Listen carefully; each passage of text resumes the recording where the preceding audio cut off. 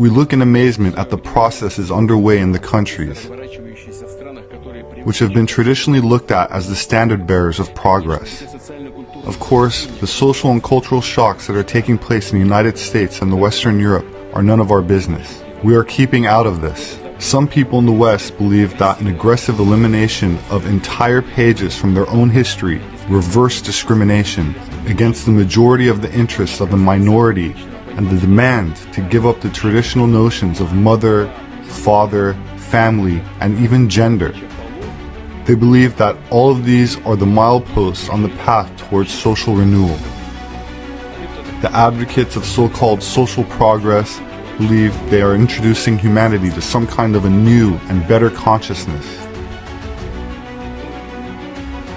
Godspeed, hoist the flags, as we say. Go right ahead. The only thing that I want to say now is that their prescriptions are not new at all. It may come as a surprise to some people, but Russia has been there already. After the 1917 revolution, the Bolsheviks, relying on the dogmas of Marx and Engels, also said that they would change existing ways and customs. And not just political and economic ones, but the very notion of human morality and the foundations of a healthy society. The destruction of age-old values, religion, and relations between people, up to and including the total rejection of family. We had that too. Encouragement to inform on loved ones. All this was proclaimed progress and, by the way, was widely supported around the world back then and was quite fashionable, same as today. The fight for equality and against discrimination has turned into aggressive dogmatism, bordering on absurdity.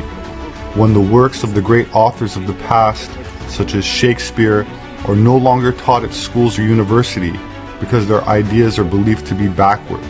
The classics are declared backward and ignorant of the importance of gender or race.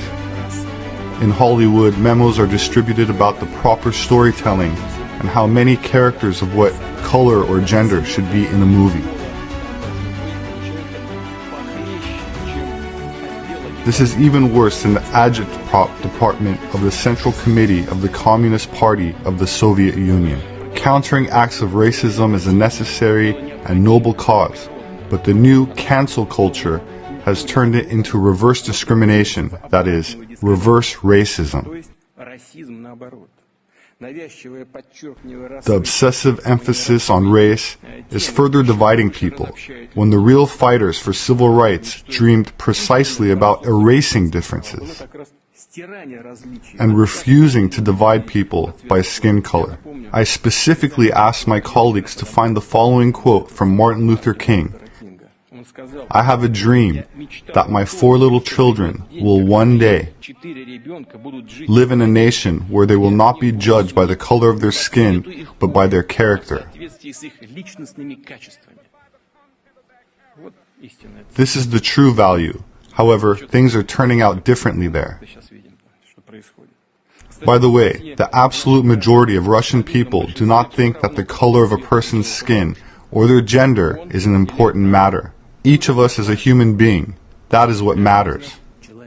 In a number of Western countries, the debate over men's and women's rights has turned into a perfect phantasmagoria. Zealots of these new approaches even go so far as to want to abolish these concepts altogether. Anyone who dares mention that men and women actually exist, which is a biological fact, risk being ostracized. Parent number 1 and parent number 2, birthing parent instead of mother and human milk, replacing breast milk, because it might upset the people who are unsure about their own gender. I repeat, this is nothing new. In the 1920s, the so-called Soviet Kulturträgers also invented some new speak, believing they were creating a new consciousness and changing values that way. Not to mention some truly monstrous things when children are taught from an early age that a boy can easily become a girl and vice versa. That is, the teachers actually impose on them a choice we all supposedly have. They do so while shutting the parents out of the process and forcing the child to make decisions that can upend their entire life. They do not even bother to consult with the child's psychologist.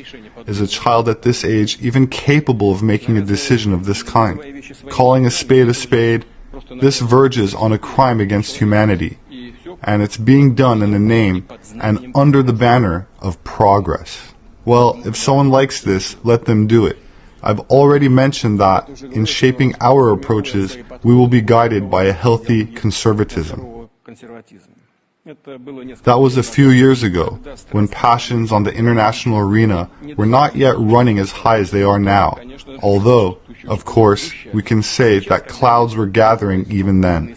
Now, when the world is going through a structural disruption, the importance of reasonable conservatism as the foundation for a political course has skyrocketed, precisely because of the multiplying risks and dangers and the fragility of the reality around us.